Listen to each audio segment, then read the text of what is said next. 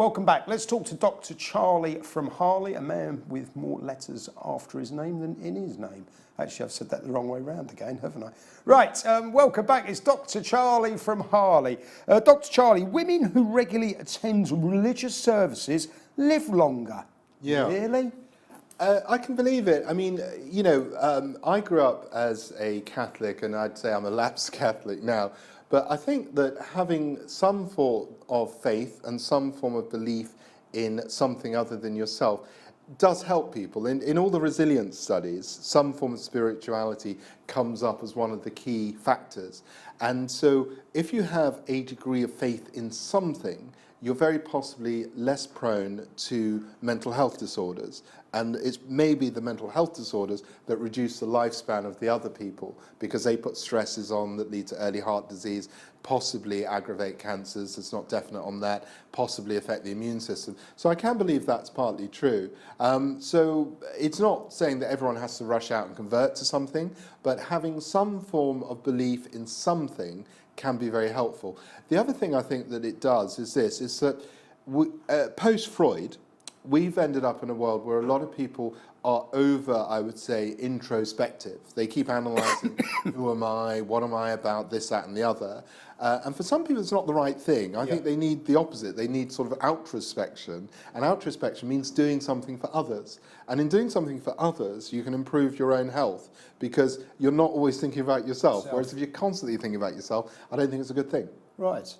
But that's interesting. I've got some friends who, well, two friends who are terminally ill now, and they have no faith. Yeah.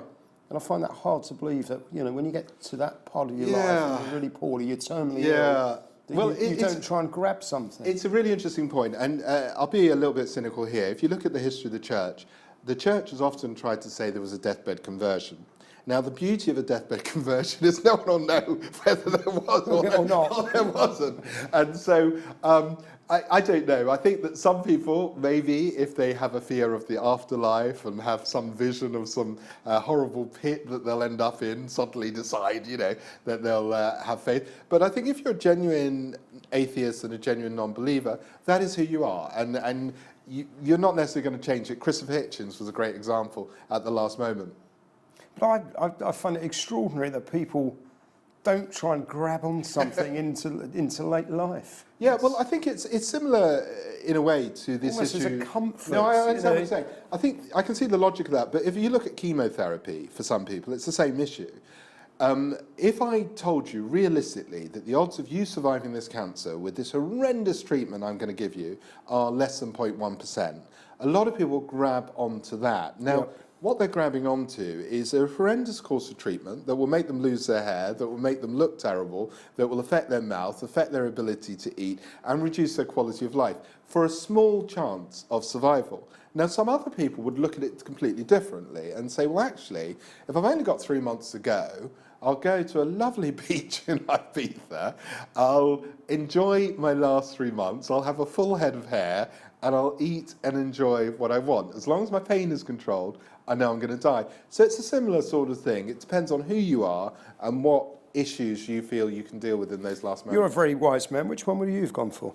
Beach in Ibiza. No question. And I'll tell you why. I actually medevac back a brilliant guy who was a lawyer, and he was dying of cancer, and a beautiful guy, and unfortunately he died very soon after I got him back from his travels.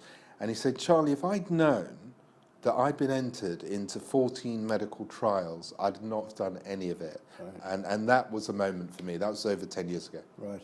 And still as clear as the midday sun. Absolutely, absolutely, yeah, okay. Definitely. Let's take a break. Thank you.